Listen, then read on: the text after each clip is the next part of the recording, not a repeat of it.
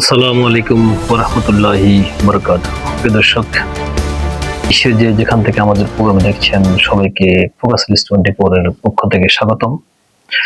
দর্শক, আশা করছি সবাই ভালো আছেন। আজকে আপনাদেরকে সর্বপ্রথম যে তথ্য দিয়ে শুরু করব তা হলো হরমুজে ইরানের অ্যাকশন আবারও শুরু।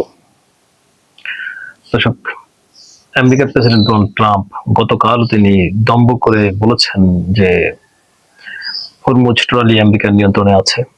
আর তার জবাব হিসাবে আজকে ইরান হরমুজের যে অ্যাকশন দিয়েছে দুটো বাল্ক পরিবহন এবং তেল ট্যাঙ্কারে, সে বিষয়ে আপনার সাথে কথা বলবো।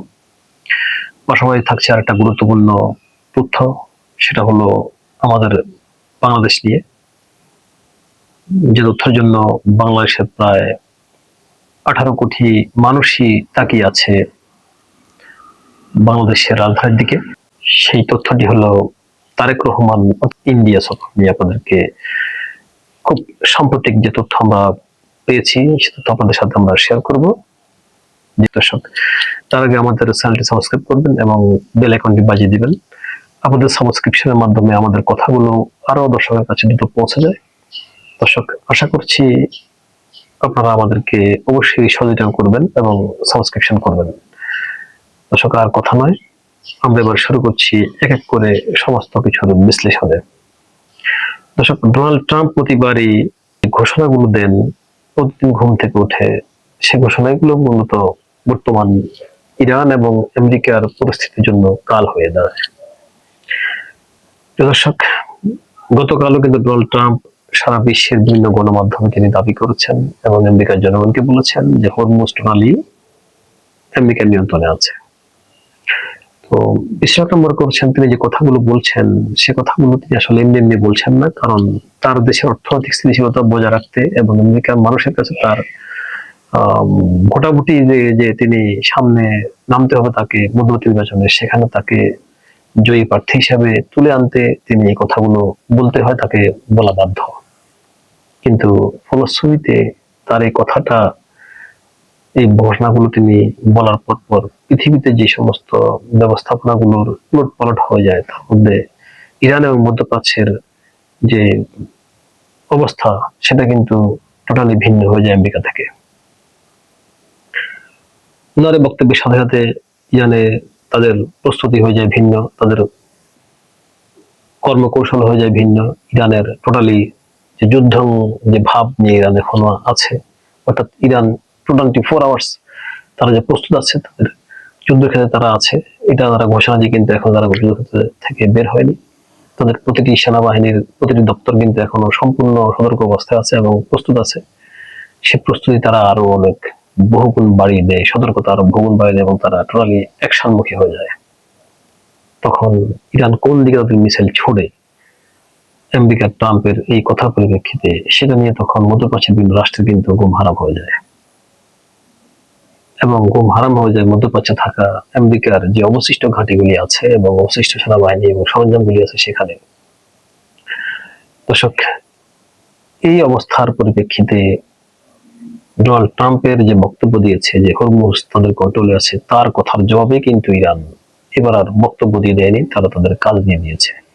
তারা সরাসরি হরমুজের ভূখণ্ডে একটা বাল্ক ক্যারিয়ার আক্রমণ করে বসে এবং তেল ট্যাঙ্কারে আক্রমণ করে বসে, সরাসরি মিসাইল দিয়ে আঘাত করে, এবং দুটো জাহাজেরই কি অবস্থা হয়েছে এটা আপনারা বুঝতে পারছেন। কিন্তু এই আক্রমণ করার পর প্রায় 10-12 ঘন্টা অতিবাহিত হয়ে গেল, এখন পর্যন্ত কিন্তু মার্কিন প্রশাসনের পক্ষ থেকে কোনো জবাব আসেনি। প্রিয় দর্শক, মার্কিন প্রেসিডেন্ট ডোনাল্ড ট্রাম্প তিনি হচ্ছেন বিশ্বের সবচেয়ে সুপার পাওয়ার মার্কিন যুক্তরাষ্ট্রের প্রধান। তো তাদের জাহাজ এরকম সরাসরি মিসাইল হামলার পর এখন পর্যন্ত জবাব আসেনি, এই বিষয়টা কিন্তু পৃথিবী মেনে নিতে পারছে না। এবং কেন জবাব আসেনি সে বিষয়ে বিশেষজ্ঞরা মনে করছেন যে আসলে আমেরিকার ভেতরগত অবস্থা কিন্তু এতটা ভালো নেই। বর্তমানে এই মধ্যপ্রাচ্যের যুদ্ধে আব্রাহাম লিঙ্কনকে নিয়ে কিন্তু মার্কিন প্রেসিডেন্ট অনেকটা খুব বেহাল অবস্থায় আছেন, বেহাল দশায় আছেন, কারণ তার নিজের দেশের লোকদেরকে তিনি কিভাবে বুঝ দিবেন, এবং এই আব্রাহাম লিঙ্কন যে সমস্ত সেনাবাহিনীগুলি বর্তমানে আছে তাদের সাথে কোনো না কোনো ভাবে তাদের পরিবার এবং আমেরিকান লোকদের কিন্তু যোগাযোগ করার যে প্রসেসটা সেটা ব্যাহত করার পরও কিন্তু কোনো না কোনো মাধ্যমে যোগাযোগ চলছে।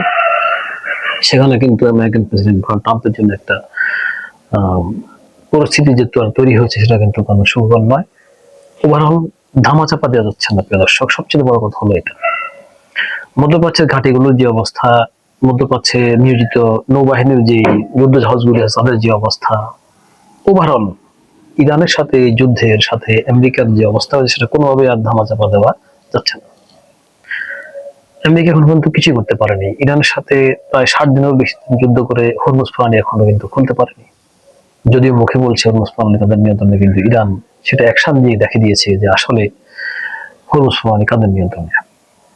তো সবকিছু বিবেচনা করে কিন্তু আমেরিকা এই যুদ্ধে কিছুই পায়নি। তাদের আত্মমর্যাদা, পায়নি তাদের যুদ্ধ সরঞ্জাম, পায়নি তাদের সেনাবাহিনীগুলো যেগুলো তারা মধ্যপ্রাচ্যে নিয়ে এসেছে। কেউ আহত হয়ে ফিরে গেছে, কেউ বা নিহত হয়েছে এমন অবস্থায়। এবং ঘাঁটিতে থাকা যে সমস্ত লক্ষ নয় কোটি কোটি ডলারের যে যুদ্ধ সরঞ্জাম সেগুলি প্রায় তছনছ হয়ে গেছে। বাহরানের সবচেয়ে বড় ঘাঁটি সেটা তছনছ হয়ে গেছে। এমনকি বাহরাইন থেকে যে রসদগুলি তাদের বড় বড় দৈত্য দানবের চেয়েও বড় যুদ্ধ জাহাজগুলি তারা মোতায়েন করেছে মধ্যপ্রাচ্যের এই সমুদ্রে, বাহরাইন থেকে সেখানে কিন্তু বিভিন্ন রকমের সাপ্লাই চেইন তারা সরবরাহ করত। যে এই সাপ্লাই গুলো কিন্তু বিশেষ করে রণতরীগুলোর জন্য সবচেয়ে গুরুত্বপূর্ণ একটা বিষয়। আর যখন বাহরাইনের ঘাটিগুলো ধ্বংস হয়ে গেল এবং ওমানের দুঃখিত আরব আমিরাতে যখন ইরান উপযোগী মিসাইল হামলা শুরু করলো তখন সাপ্লাই চেইন গুলো কিন্তু বন্ধ হয়ে যায়। আর সাপ্লাই চেইন ছাড়া কখনোই সমুদ্রের মধ্যে একটা যুদ্ধ জাহাজ আব্রাহাম লিঙ্কনের মতো এত বড় যুদ্ধ জাহাজ বেশি দিন ধরে টিকে থাকা সম্ভব নয়। ইরান কিন্তু কথাটা ভালো করে জানে, সেজন্য সাপ্লাই চেইন গুলো যেখান থেকে আসে ঠিক সে জায়গায় হিট করেছে ইরান। এদিকে হুতিদের বাবুল বান্দব আরেকটা দরজা খোলা ছিল, সেখানে কিন্তু হুতিরা স্ট্রংলি এখন চোখ কান খাড়া করে বসে আছে দিন 24 ঘন্টা। সেদিক দিয়ে কোনো রসদ নেওয়া খোলা যাচ্ছে না। সুতরাং আব্রাহাম লিঙ্কন এখান থেকে প্রস্থান করা ছাড়া কোনো উপায় নেই। এত সব মাইন কাচিপার মধ্যে পড়ে প্রিয় দর্শক, আমেরিকার পক্ষ থেকে হরমুজের এই আক্রমণের জবাব দেওয়াটা কিন্তু খুবই দুরূহ হয়ে গেছে। ডোনাল্ড ট্রাম্প এখন অবশেষে কোনো উপায় না পেয়ে তিনি তার ইউরোপীয় বন্ধুদের কাছে বলেছেন যে ইরানের সাথে একটা সমঝোতার প্রস্তাব করে, যেভাবে হোক মধ্যপ্রাচ্যের যে রাষ্ট্রগুলো দিয়ে সমঝোতার কথা টেবিলে এসেছিল সেগুলো তো আর কোনো কাজে আসলো না। পাকিস্তানও সেখানে নিয়োজিত ছিল, কাতারও নিয়োজিত ছিল, সৌদি আরব এবং পিছনে ওমান ছিল। কোনোভাবেই কোনো সমঝোতা তারা করতে পারলো না। এখন ইউরোপের বন্ধুদেরকে তিনি দায়িত্ব দিয়েছেন যে যেভাবে হোক ইরানের সাথে একটা এক্সিট রুট তৈরি করার এবং যেভাবে হোক একটা আলোচনার টেবিলে এনে ইরানকে বা সমঝোতার একটা পথ তৈরি করার জন্য। আর ইউরোপের বন্ধুরা ডোনাল্ড ট্রাম্পকে কি জবাব দিয়েছে সেটা শুনবেন আপনারা।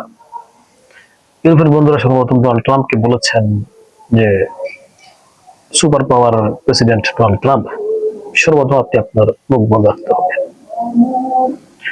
আপনি আপনার মুখ দিয়ে ইরান সম্বন্ধে কোনো কথা বলার আগে আমাদের সাথে আগে পরামর্শ করতে হবে, নাম্বার 1। 2 নম্বর হলো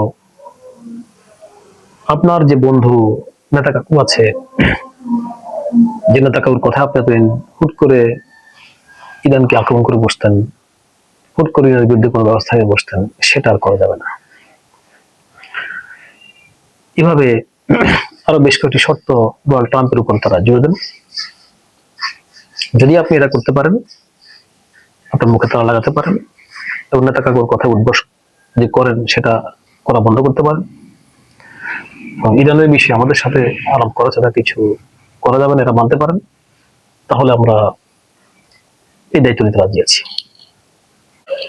ডোনাল্ড ট্রাম্পকে কথা বলার পর ইউরোপীয় নেতৃবৃন্দ ডোনাল্ড ট্রাম্পের সতীর্থরা ইরানের সাথে যোগাযোগ করে এবং ইরানকে তারা প্রস্তাব দেয়। এর আগে প্রিয় দর্শক একটা কথা বললাম, ডোনাল্ড ট্রাম্প কিন্তু ইউরোপীয় বন্ধুদেরকে একটা কথা বলেছে যে জ্বালানির জন্য কিন্তু আমেরিকার চাইতেও বেশি ভুগবেন আপনারা, ইউরোপের বন্ধুদেরকে বলছেন। কারণ আর যাই হোক আমেরিকার কাছে তাদের কিছু জ্বালানি মজুদ আছে, তারা অন্তত বেশ কয়েক বছর এই জ্বালানি মজুদ দিয়ে তারা চলতে পারবে। কিন্তু ইউরোপরা কিন্তু ট্রলি জ্বালানির জন্য নির্ভর মধ্যপ্রাচ্যের দেশসমূহের উপরে। তো হরমুজে যে তাই যুদ্ধ করেছেন ডোনাল্ড ট্রাম্প ধরে, সেই যুদ্ধ কিন্তু তিনি আসলে ইউরোপের জন্য করেছেন বলে সেটা ইউরোপের বন্ধুদেরকে তিনি বোঝাতে চেয়েছেন। দর্শক, এখানে এই যে ট্রিক্সটা ডোনাল্ড ট্রাম্প খাটিয়েছেন, সে বিষয়টা কিন্তু ইউরোপের বন্ধুরা খুব ভালো করে মাথায় নিয়েছে।